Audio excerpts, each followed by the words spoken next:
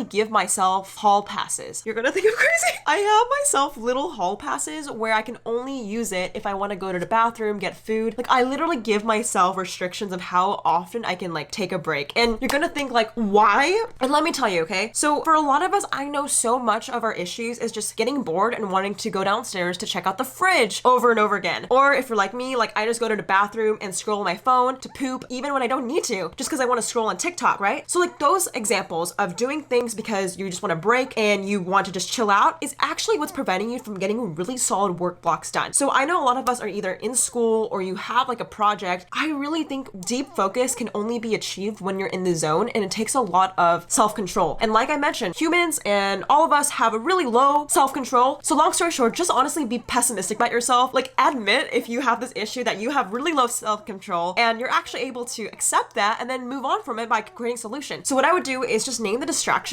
that's preventing you from getting deep work. For me, it's checking the fridge downstairs. I'm not even hungry, but I'm just like refreshing that fridge to see what's up. So what I did is one day I only gave myself 4 allowances to check the fridge, right? Breakfast, lunch, dinner, snack. And what I literally do is every time I go downstairs to check the fridge, I give myself a hall pass, I stick it on my calendar so then I can physically see how many tickets I have left. And this is a little bit extreme, I do have to say, but she works. You might get judged from your family members, but it works, okay? So beat it.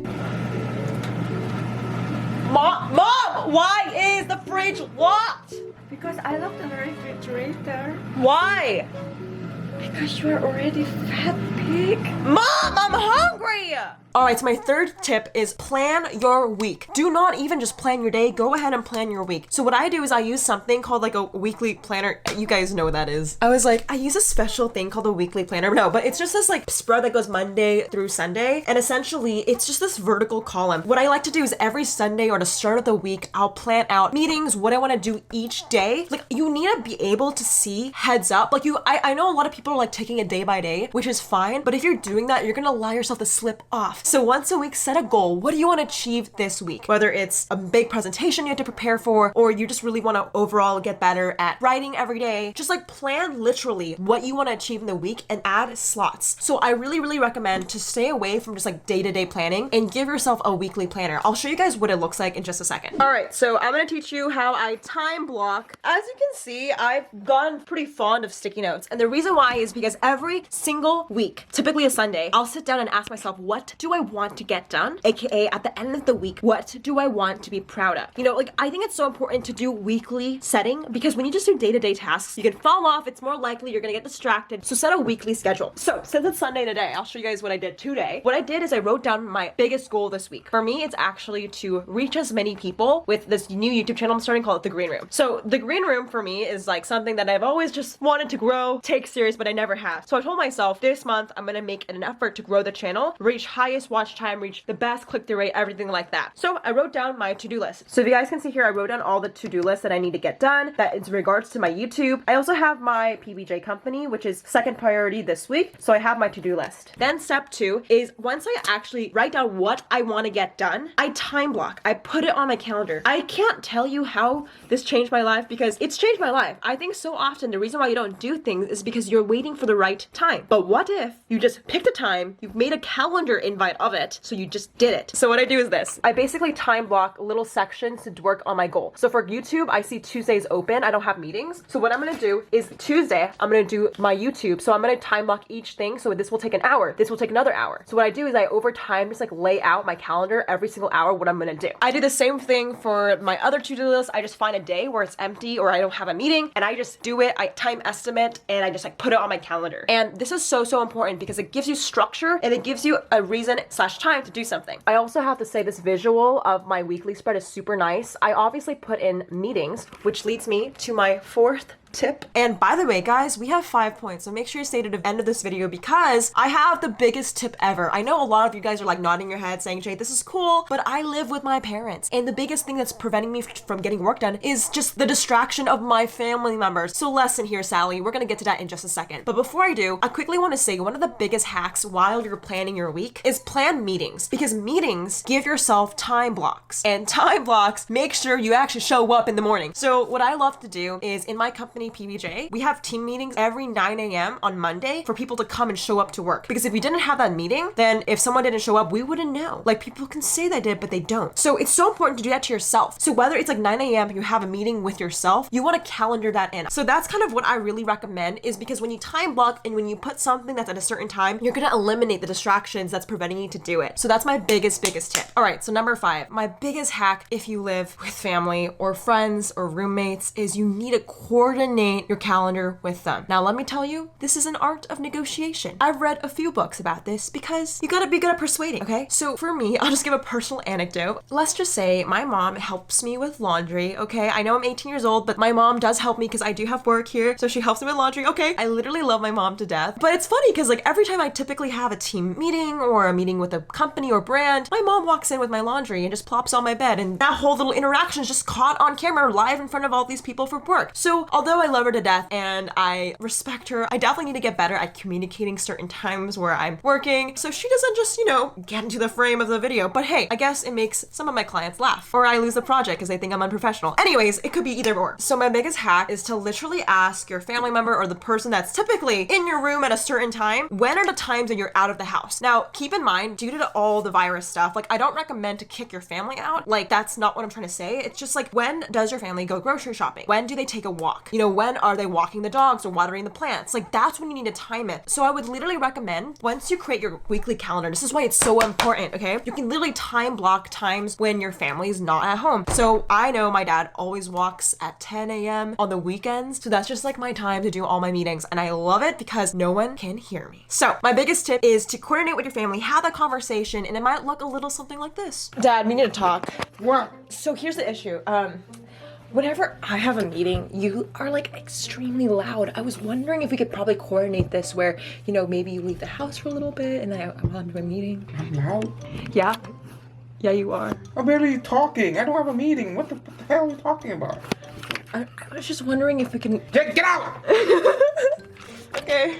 On a real note, guys, this is how I stay productive, but if you want to know how your favorite YouTubers also stay productive, I actually uploaded a second video to my second channel called The Green Room, where we interview some of my friends here about how they work at home. So I really recommend to check it out just because my tips are cool, but these guys are cooler. I have a few things I do that I would recommend if you're working from home and you don't normally. For me, I'm a really big to-do list person. I have them like a little pad, to-do list, and then I have sticky notes just all over my apartment, like on every surface. I set timers of 25 minutes, the Pomodoro method, if you've heard of that. And then I put my phone and my computer on Do Not Disturb, and I only check it every 25 minutes for like a 5-minute break. So go check it out in the description box. And I'm actually doing a giveaway. So if you subscribe to my second channel called The Green Room, you will win a weekly spread. And I'll pick one winner of this weekly calendar that I absolutely love and I use literally every single time. That saved my life. So if you guys want to enter this giveaway, all you gotta do is just subscribe to The Green Room and comment done when you're done. I'll be picking a winner next week on my next video. So that's all you gotta do. I love you guys so much, and I hope you guys are staying safe. Stay at home, smile, it's gonna be okay. And if you live with family too, I've been here actually before the virus, so I know how weird and kind of not embarrassing it is, but you always want to control everything. And when you're living at home, sometimes you can't. So I hope this is a reminder that even if that's the situation, it's going to be okay. You can still do productive things. I've seen so many of my actually, on a real note, I have so many friends just have excuses and put off their projects just because their parents are living at home. I'm like, bitch, I remember when I was 16 and I had no other option but to work from home. Like, I had to just live with it and I couldn't just sit there like, oh my God, like I can't work because my parents are home, right? Because I just had to live through it. So if you're one of those people that's just putting off projects or like leaving off work you really need to do just because your parents are home, this is a sign for you to do it. It's possible. Just try your best and give yourself some slack if it's not doing well. Like, I know I'm pretty restricting in regards to the bathroom passes and all that stuff, but have fun with it. And during this time, just stay safe. And I love you guys so much. Shout out to the comment winner. Shout out to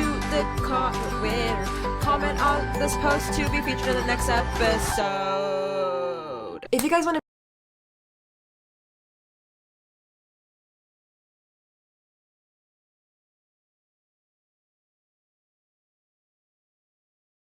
On TikTok, there's something called the algorithm.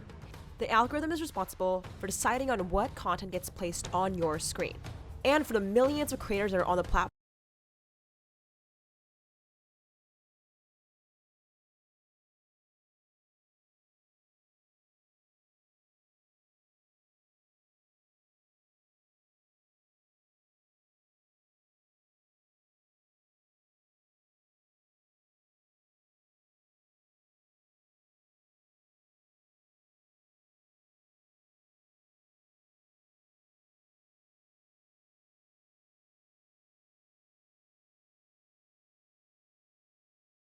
Oh my gosh, is this your album? I have an EP. It's like still on Spotify, Apple Music.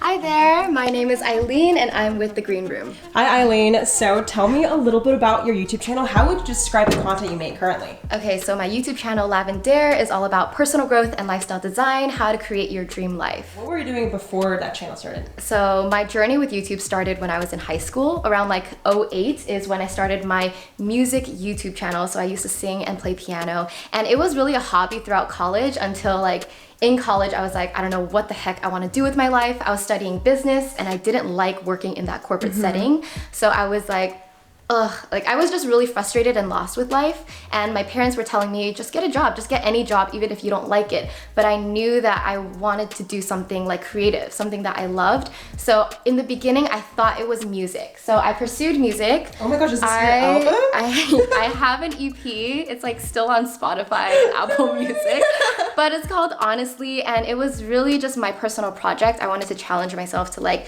record and produce the songs. So I'm like still really proud of it. That's awesome. No, that's super cool. So tell me more about kind of where you are currently. Yeah, so right now my YouTube channel is at 1 million subscribers. We just hit 1 million, so I'm really like happy about it. It's like a lifelong dream. But also we have a stationery line where we have something called the Artist of Life Workbook. Should I just show you now? Yes. So this is called the Artist of Life Workbook. This was my first product that I created. It started off digital, but now it's become like a physical workbook with all these like exercises to help you plan your goals, your habits, self-love. Like there's so much in here, and it's all based off of what I use to change my life, because I really went from being like a lost, confused, unconfident girl to being like someone who loves personal growth and is like confident, self-love, everything. And so much of that was like mindset and setting goals, achieving goals, and it's based off of this. And I also have some other newer products. This is called the Daily Planner, where you just organize your to-do list with like the most important tasks first, and like don't forget the self-care. And at the end of the day, you review like with gratitude, you review your wins, because it's important to remember the things that we did do rather than the things we didn't do, right? When starting this company, essentially it's way different than like a YouTube video. Yes. I'm assuming there was some hardships. So tell me more about that journey throughout starting the notebook line. How did it go? What was your biggest learning point? I mean, the biggest fear was like going from digital to physical, because I first launched it as a digital PDF and people were interested in it, and like people wanted a physical version, but I just didn't even know how to do it. So in the beginning, I contacted like a bunch of like random printing companies just to see if I could get it done, but no one could do it the way that I wanted it done. I wanted it to like feel really nice with like a faux leather and like to be colored inside. I don't know. I think the biggest struggle is just not knowing anything about the industry and not knowing what to do. But luckily I have my boyfriend who helps me a lot with the workbooks, because he sells stuff on Amazon, but he has connections to people who make things. That's awesome. So through him, like I learned how to like get the process started. And now it's here in real life. Let's go over to your desk. So let's obviously, show me a little about your workstation. How do you structure your day?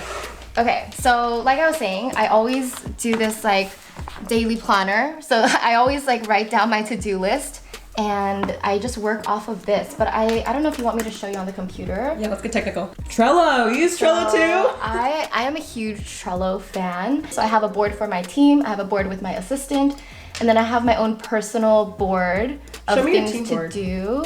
Tell me about your team. How do you organize your company, and what does the structure look like? The team board is really simple because it's just a bunch of like our current projects, our team docs. But like my doc with my assistant is like, you know, I put things in here for her to do. She lets me know what she's working on, when to expect it to be done. Wow. And then she even has a to-do list for me. Oh, really? Yeah, because I'm really bad. There's always things for me to do. Wow. So I'm just like, okay, just help me organize it and I'll get to it when I can. So I need this. yeah, Oh she my has like gosh. an Eileen to-do list, Wow. and then I'll just like copy and paste these, put them on my own to-do list to do whenever I can. I've tried different formats. I've tried organizing my tasks with the Eisenhower box. So like to do the things that are important and urgent, or important square. but not Yeah. urgent. Yeah, so I That's one way I organize things. Another way I organize is I batch my days. So I have like a shoot day, I have an admin day, I have a prep and edit my videos day, and then a project day. And project day means like anything not related to content, which is like workbook, stationery, whatever. So I like to batch like, okay, if it's a shoot day, I'm gonna put on makeup and shoot all day as much as I can. If it's an admin or edit day, then I'm like no makeup, just like editing, emails, right? And then project day, because there's so many side projects I want to do, and I feel like I need to dedicate like days to do it, otherwise it won't get done. Like, you know, when you're working on content, it's 24/7, it's never ending. You can always be working on the next YouTube video, the next TikTok video. Like my whole week could be taken up by content, but I needed section off like part of it for like bigger projects I want to work on. What's the biggest project you want to work on? Like writing a book. Wow. That's been like a goal for so many years, but it's hard to like find the time to like sit down and like, you know, just like pump it out. This is awesome. So you have this schedule you use, Trello, which I love too. Yeah. But before you said this, like before you knew what you wanted to do, before you had a schedule and you had a little bit more direction, you mentioned that you were a little bit lost before going out of college. Oh yeah. So tell me more about the relationship with maybe your family, your child. Like how did that affect where you currently are today? Yeah. So my whole story is I feel like I was the good Asian child running on autopilot up until like high school. Or maybe even college. So I always was taught to do well in school. My parents really pushed me, and I was following that path. And then when I was in college and I realized like, okay, I really hate being in these like corporate office settings, like these jobs that I was interning at, I realized, okay, if that's not what I want to do, like what do I want to do? Right. And it really, like, I was so frustrated at the fact that life didn't have a handbook. Like there wasn't a step-by-step, this is how you figure it out, this is how you become successful, and that's what I wanted. But I think my story is me going from listening, like doing things for other people, like doing things for my parents, or trying to meet society's expectations of success, and then learning to define it for myself, learning to ask myself, okay, what do I want to do? What does success mean to me? And that was like my breakthrough moment where I started to be like conscious of my choices. Before, I felt like all my choices were based off of like external factors. And then after that, I finally learned to live for myself. And that was like the period of like being lost, frustrated, even depressed, was like me going from one mindset to another. That's really interesting. Yeah, do you find like, how do you define success now? To me, success, I always say like, I think success is freedom, because you can have all the money in the world, but if you're working a job that you hate, or if you have no time for yourself, like there's no point of that money. And for me, success is like location freedom, time freedom, and creative freedom. Like I love to be creative and think of ideas and just do them. You know, I don't want someone else telling me what to do. I'm just that kind of person. I can't like have a boss, because I would just get frustrated. Right. So do you feel like you're successful?